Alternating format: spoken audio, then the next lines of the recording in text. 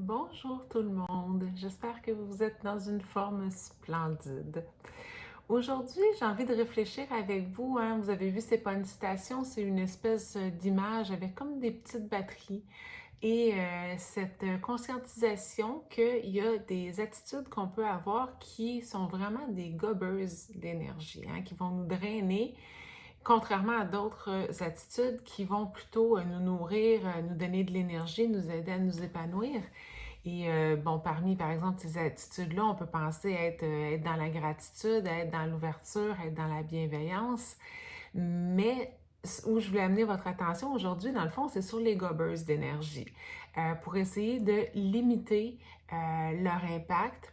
Je vais les nommer comme une par une, puis je pense que dans le fond, d'une certaine façon, c'est assez simple, peut-être plus difficile à mettre en application, mais assez simple à comprendre le principe. Dans le fond, on fait l'inverse, hein? Ce qui gobe l'énergie, on bloque ça et on essaie d'avoir l'attitude complètement opposée. Donc, en premier, on dit trop penser gobe de l'énergie. C'est pas mauvais de penser, c'est pas mauvais de planifier, c'est pas mauvais de réfléchir, mais quand on pense trop et qu'on ressasse sans cesse les mêmes idées, les mêmes problématiques, oui, ça peut gruger de l'énergie. Donc, ce qu'on veut faire, plutôt que de penser, moi je dirais ressentir, hein, comment on se sent face à telle ou telle situation. Tu sais, s'il y a de la tristesse, s'il y a de la colère, quoi que ce soit, on l'accueille, on se permet de la vivre, mais on n'est plus dans l'histoire, hein? On est dans le corps, on est dans le feeling. Maintenant, se plaindre. Il y a une différence entre exprimer un mécontentement de façon constructive, hein, et de se plaindre. Souvent, quand on se plaint, on n'est pas dans une attitude où on cherche nécessairement, hein, à solutionner puis à avancer. Tout ce qu'on veut, c'est que le monde nous écoute puis avoir l'air de faire pitié et attirer l'attention des autres. Donc, plutôt que de se plaindre, peut-être un moment où ça vaut la peine de penser, se mettre en mode réflexion, qu'est-ce que je peux mettre en action pour solutionner la situation pour laquelle je me plains, hein? Je me prends en main, comment je peux faire bouger les choses de ma façon. Maintenant, vouloir faire plaisir à tout le monde. On est beaucoup à avoir appris ça, hein? Dire oui, vouloir faire plaisir aux autres, plus qu'à nous. Donc, dire oui quand on voudrait dire non. Mais là, c'est ça. Je pense que oui, on peut être gentil. Oui, ça peut faire du bien de faire plaisir aux autres, mais pas au détriment de soi. Fait que réfléchir quand on dit oui à quelqu'un, être sûr qu'on n'est pas en train de se dire non à nous. Maintenant, vivre dans le passé.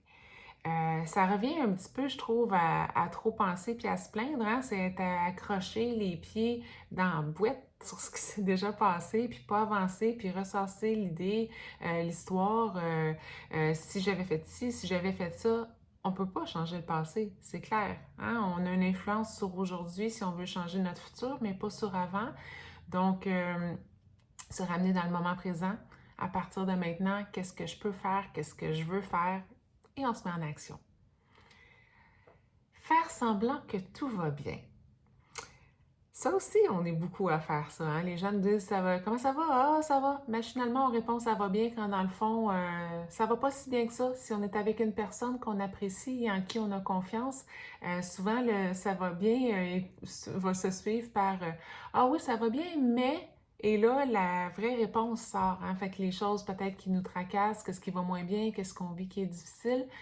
Fait que oui, peut-être que c'est pas avec tout le monde qu'on a envie de s'ouvrir puis de partager tout ce qui se passe dans nos vies, mais s'assurer qu'à quelque part, on a quelques personnes proches, hein, un ou plusieurs confidents, puis qu'à eux, s'ils nous demandent comment ça va, qu'on va avoir l'authenticité, la vulnérabilité, l'honnêteté de le dire quand ça va pas. Mais encore là, pas pour se plaindre, c'est pas ce qu'on recherche. C'est juste des fois, ça vaut la peine de verbaliser les situations, puis des fois, en parlant, l'autre personne peut nous apporter des pistes de solutions. Des fois, en parlant aussi, même, il y a des liens qui se font, puis on trouve nos propres solutions juste en osant les exprimer. Donc, c'est ça. Pas nécessairement cacher puis mettre de masque que tout va bien. On se permet que ça va pas toujours bien. On est humain, on est normal. Puis, on ouvre la porte aussi, hein, aux confidences des autres quand on leur confie des choses que nous, on vit. C'est un échange. Et finalement, vivre la vie des autres. Donc, vivre la vie des autres, c'est de placer toujours les besoins des autres, les attentes des autres avant les nôtres. Euh, Vivre les rêves des autres, dans le fond, prendre le temps de se demander qu'est-ce que moi je veux, qu'est-ce qui est important pour moi. Peut-être que des fois, les décisions qu'on prend peuvent ne pas être compatibles ou aller en contre avec ce que les autres s'attendraient de nous.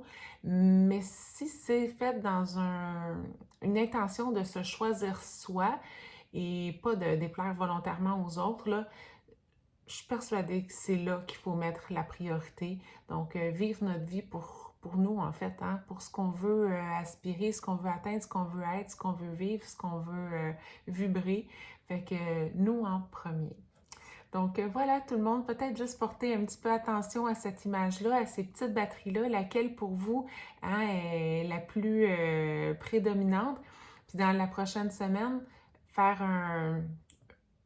j'aime pas quand le mot est fort qui me vient en tête parce que ça a l'air lourd, ça a l'air plate, mais amener ça à sa conscience, avoir cette vigilance-là, de renverser un peu ce processus-là, d'aller faire l'encontre de cette espèce d'attitude-là, gobeuse d'énergie, pour cesser de se drainer pour rien. Fait que bonne cure d'énergie tout le monde, bonne semaine!